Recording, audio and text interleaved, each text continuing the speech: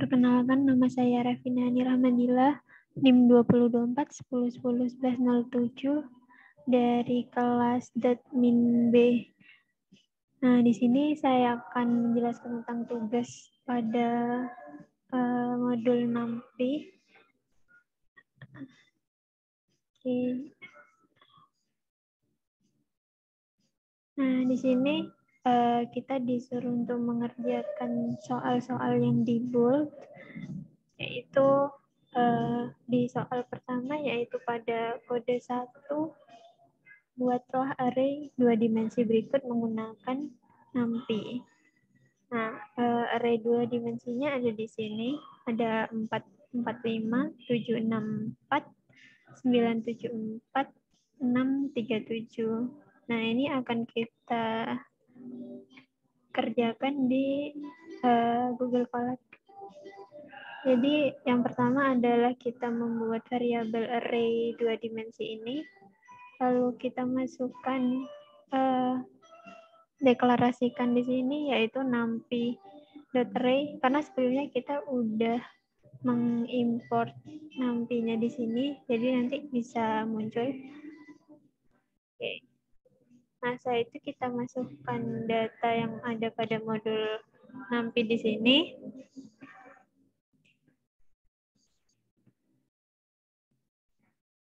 Ini akan menjadi kurung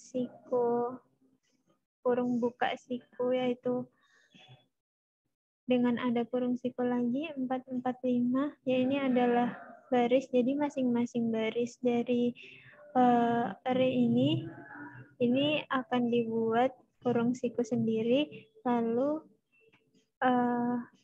akan dibungkus lagi dengan siku tutupnya, yaitu array 2 dimensi. Lalu kita print di sini array 2 dimensinya.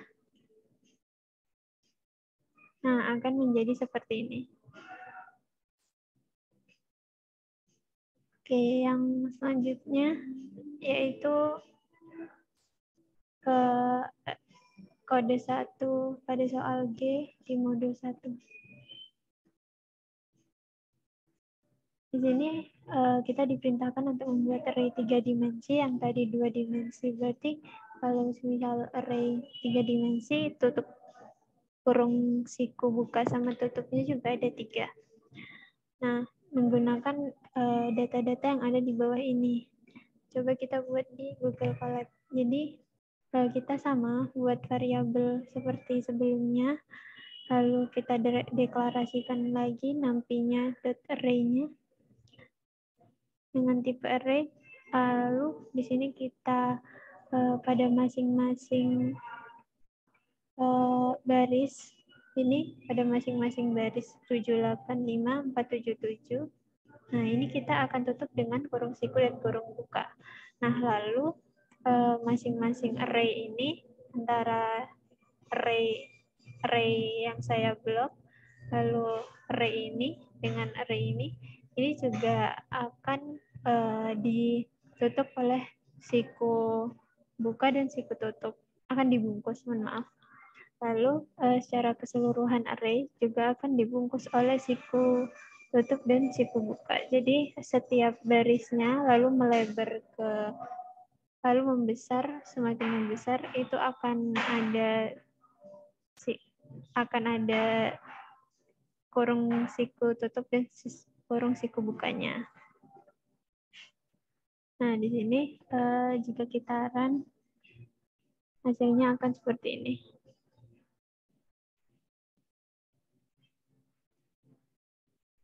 Oke. Lanjut ke kode 2 soal D. Kode 2 soal D di sini kita disuruh untuk menambahkan angka 1 pada setiap bilangan di baris ganjil pada array berikut. Nah, lalu ditambahkan dengan angka 2 pada setiap kolom genap. Kita contohkan aja, semisal kita ambil angka 8 ini. Nanti angka 8 ini kan berada di kolom genap. Nah, maka angka 8 ini akan ditambahkan 2. Nah, angka 8 ini juga berada di baris ganjil. Nah, maka dari itu 8 ini akan ditambahkan dengan 1 juga. Jadi nanti 8 ditambah 2 ditambah 1. Hasilnya akan menjadi 11. Begitupun juga seperti yang lainnya. Nah, lalu di sini kita coba untuk mengimplementasikannya di Google Colab. Jadi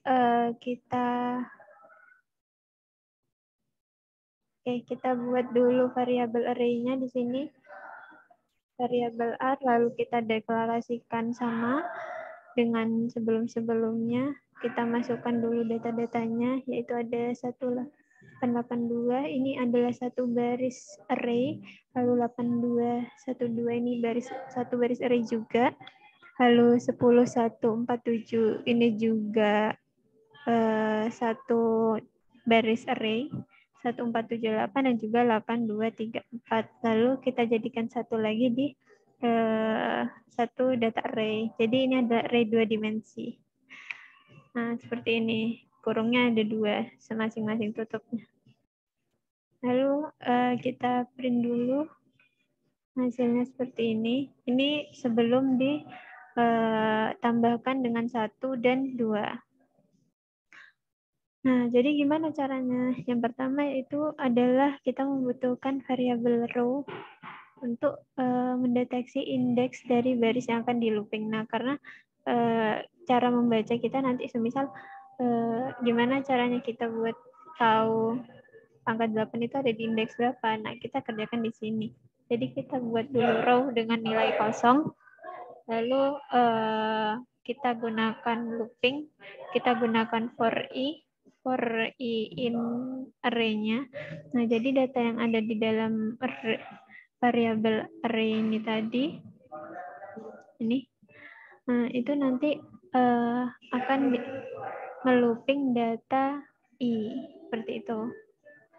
Nah, lalu di sini kita juga pakai for di dalam for. Jadi for j, pakai j in range 4. Kenapa kok range-nya 4? Karena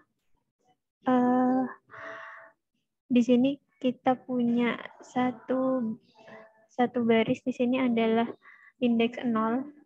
Lalu di sini baris kedua adalah indeks 1, baris ketiga indeks 2, ini indeks 3, ini indeks 4. Jadi range-nya sampai indeks 4. Lalu karena indeks ganjilnya merupakan angka genap, nah kita akan mencari nilai baris yang memiliki indeks genap, itu akan ditambah dengan 1, seperti itu. Lalu kita juga melihat kolomnya. Saat kolomnya itu tadi adalah kolom genap, maka akan ditambahkan dengan 2. Seperti itu. Nah, lalu kita print di sini, kita coba print. Nah, yang 8 tadi di sini, yang sudah saya jelaskan di awal, ini akan menjadi 8 ditambah 2, karena kolomnya itu merupakan kolom genap, lalu barisnya merupakan baris ganjil, jadi 8 tambah 2 tambah 1 adalah 11. Seperti itu. Nah, begitupun juga dengan 2, dengan kolom yang sini. Jadi kolom sini adalah baris ganjil dari array ini. Baris ganjil tapi bukan kolom genap. Jadi hanya perlu ditambahkan 1. Jadi 1 tambah 1 adalah 2. Ini pun begitu. 9 berarti ini kan ganjil juga. Berarti dia bukan merupakan kolom genap, jadi hanya ditambahkan 1. Seperti itu. Ini 5 karena dia ditambah 3 karena dia merupakan kolom genap, yaitu kolom keempat, 2, 3, 4 dan merupakan baris pertama. Jadi 2 ditambah 1 ditambah 2 adalah 5. Oke, kita lanjut ke soal selanjutnya, yaitu kode soal 2, soal E. Nah, ini. baliklah sumbu Z array 3 dimensi berikut. Nah, mana? Nah, untuk menukar posisi array 1 dan 3 ini, nah kita nanti akan menggunakan perintah yang sudah ada di sini. Jadi kita tukar dulu posisi array dan 1 dan 3-nya nanti. Nah, sebelumnya kita akan mendeklarasikan dan memasukkan data-datanya seperti step-step sebelumnya. Lalu setelah itu, karena ada 3 array di sini, 2, 3 dimensi, kita tuliskan seperti itu. Nah, di sini kita buat variabel di mana variabel ini akan membalikkan urutan dari array-nya. Nah, yaitu perintahnya adalah np.flipPut array. FlipPut array. Nah, array ini adalah ini ya nanti. Jadi ini dibalik nanti. Oke. Nah, yang sebelumnya seperti ini akan dibalik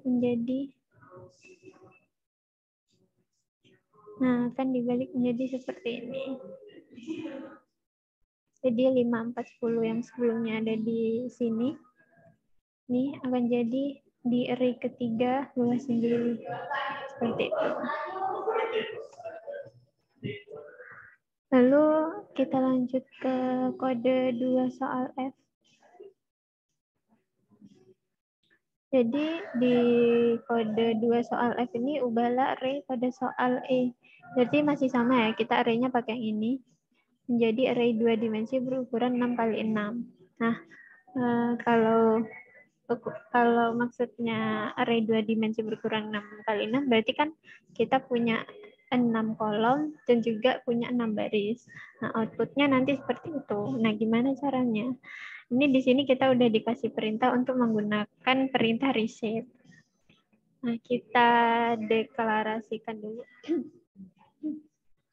Mohon maaf. Kita deklarasikan dulu array-nya kita masukkan ke dalam variabel array ini.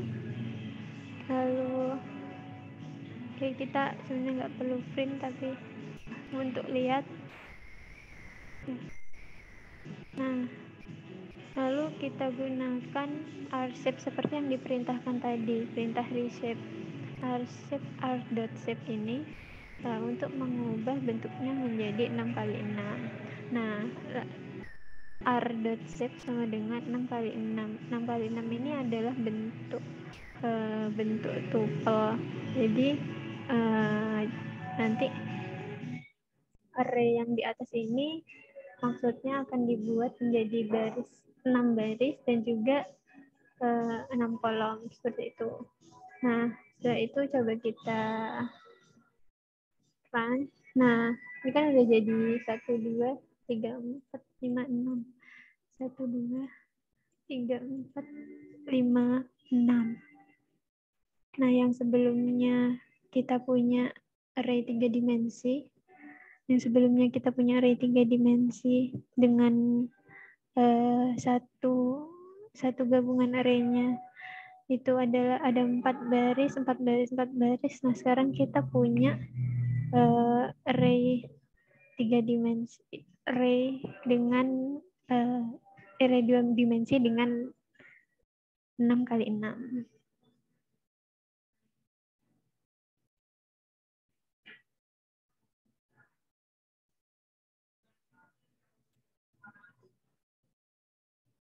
Oke, kita lanjut ke kode soal yang ketiga.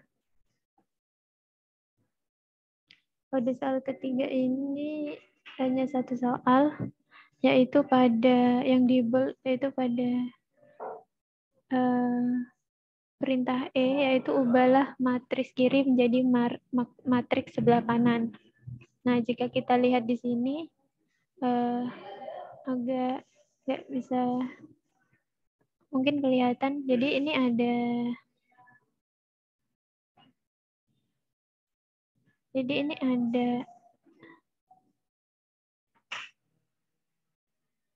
array yang di bold di sini. Mohon maaf.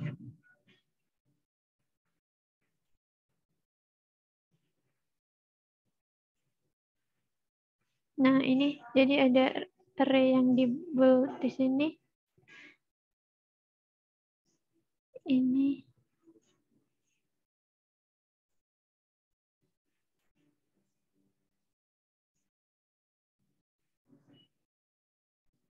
Dan juga ini. Nah, nantinya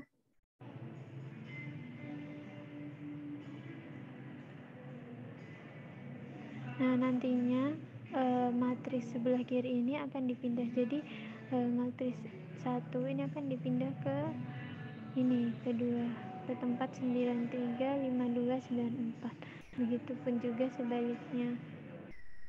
Yang 10, maaf. Jadi matriks 1, 6, 4, 8, 10, 6-nya akan diubah di 18, 6, 4, 10, 6. Nah, sedangkan yang 10, 7, 4, 10-nya akan dirubah ke sini. Jadi matriks kiri jadi matriks sebelah kanan. Mohon maaf. Jadi matriks yang 18, 6, 10, 46 ini akan jadi kanan atas, yaitu 10, 7, 4, 10, 25. Seperti itu.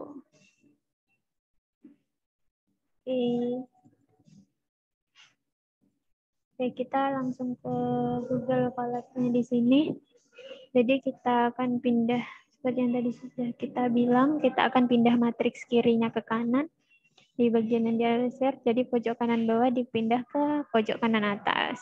Kita deklarasikan dulu array-nya di sini. Jadi yang tadi array 2D. Lalu kita coba run. Nah, untuk mengubahnya, kita kan jadi punya 4 bagian tadinya. 4 bagian, 1, 2, 3, 4. Nah, jadi kita akan memotong dengan slicing itu menjadi 4 bagian. Dengan cara kita memotong 2 bagian dulu secara horizontal. Jadi di sini kita bikin variabel new array dengan np.array di split array 2. Jadi kita akan membagi menjadi 2 bagian. Nah, setelah itu kita akan bagi 2 bagian horizontal tadi secara vertikal, secara vertikal. Nah, jadi setelah kita bagi, jadi kita akan memiliki 4 bagian, kanan atas 2, bawah 2.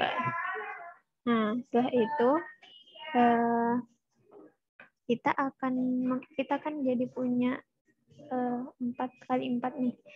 Nah, kita gabungkan tuh array yang udah di slicing tadi dengan concat. Jadi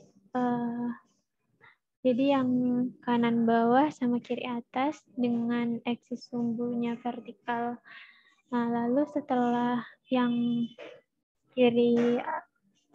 kanan bawah dengan kiri atas kita gabungkan, nah kita akan menggabungkan array sesuai dengan yang diminta dengan perintah concat tersebut. Nah, di sini perintahnya kita bikin variabel new r, lalu np concat kita buat new buat dengan aksisnya 0, yaitu seperti. Oke, kalau gitu kita coba buat. Nah, kalau gini kan udah berubah tuh. Jadi 9593 itu berubah. Mungkin cukup sekian penjelasan dari saya. Mohon maaf apabila ada kesalahan dan kurang kejelasan. Saya mohon maaf. Saya akhiri. Wassalamualaikum warahmatullahi wabarakatuh. Selamat malam.